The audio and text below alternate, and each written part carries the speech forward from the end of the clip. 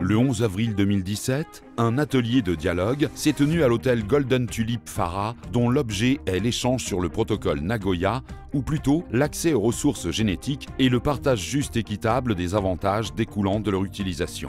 Si des entreprises internationales, même marocaines, s'intéressent pour exploiter ces ressources génétiques, pour produire des produits cosmétiques, alimentaires ou pharmaceutiques, ils utilisent ces ressources génétiques et après, ils font un très grand bénéfice avec leurs produits, malgré les fournisseurs de ces ressources génétiques, les collectivités locales, le Maroc même en tant qu'État, ou bien les coopératives qui produisent des ressources génétiques.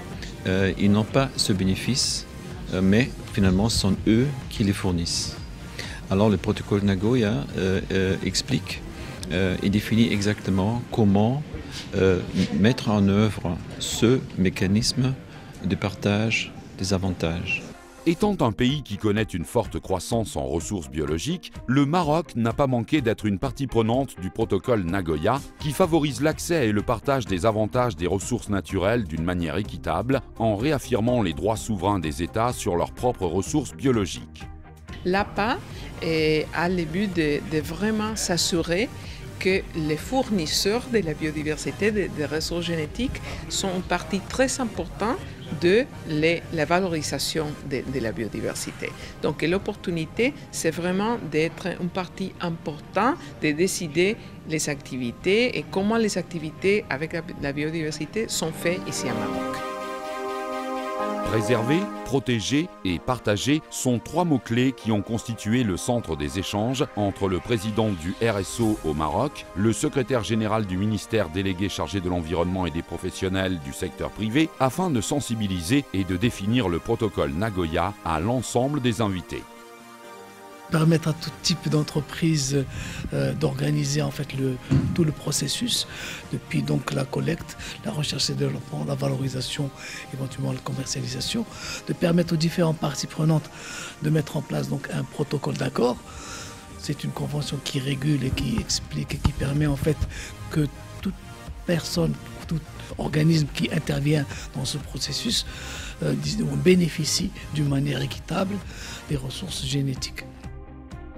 Montrer ainsi l'impact des revenus des ressources génétiques sur l'activité économique du Maroc, car la richesse et la biodiversité du royaume et son emplacement géographique le rendent un territoire fertile, envié par toutes les nations.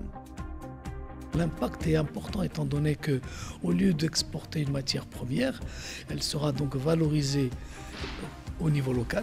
Donc ça créa de la valeur, ça créa également donc des centres de recherche, donc une capitalisation du savoir-faire, mais également donc de la création d'emplois, de la création économique d'une manière générale.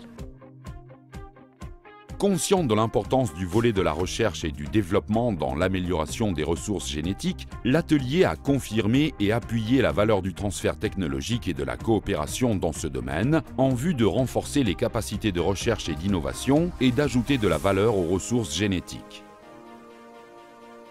Les utilisateurs, ça veut dire les multinationales qui travaillent dans le domaine cosmétique, ou les boîtes pharmaceutiques, les multinationales qui travaillent dans le domaine de la pharmaceutique ou dans l'alimentaire, qui prennent des ressources dans des pays sous-développés, qu'elles les analysent, qu'elles trouvent des vertus et qu'elles les vendent 10, 20, 100 fois des fois le prix de la ressource, à donner une ristourne. C'est ça l'avantage. Ça veut dire une fois qu'on a fait ce gain, normalement, on doit le partager avec la population locale. Ainsi, les entreprises PME et TPE ont pu étaler leurs défis face à un marché sans APA et donc sans réglementation, ce qui pousse la majorité des entreprises marocaines à se confier à l'importation des ressources génétiques pour un produit beaucoup plus fiable quant à la provenance de la ressource génétique, sa nature biologique, le mode de fabrication et bien d'autres informations. L'atelier a permis aussi de mettre la lumière sur quelques jeunes exploits dans le secteur de l'entrepreneuriat verte, notamment celle du Siskin, qui est une entreprise sociale spécialisée dans la fabrication des produits de maroquinerie à base du cuir de poisson. En fait, ce qui m'a poussé à faire ce travail-là, c'est ma passion vers l'environnement, vers l'entrepreneuriat et l'entrepreneuriat social plus précisément parce que j'ai commencé dans l'entrepreneuriat social pour résoudre un problème social environnemental qui est les déchets de poissons et les femmes qui travaillent dans les oursins, ce sont des femmes des pêcheurs. Alors à Seskine, on a essayé de résoudre les deux problèmes par le recyclage des déchets de poissons qui est fait par ces femmes-là qui ont besoin d'avoir un autre travail plus sécurisé. Le marché de la commercialisation des ressources biologiques ne manque pas de fraude. Quelques entreprises se permettent de revendre des ressources génétiques à des prix exorbitants et le tout au détriment des pays sous-développés. Valoriser, améliorer et protéger font partie de la responsabilité sociétale de tous les organismes marocains. Plus nous valorisons nos ressources, plus nos sources économiques se multiplieront et plus nous renforçons l'accès et le partage juste et équitable de la diversité biologique. L'éradication de la pauvreté serait le résultat optimal de cet atelier APA.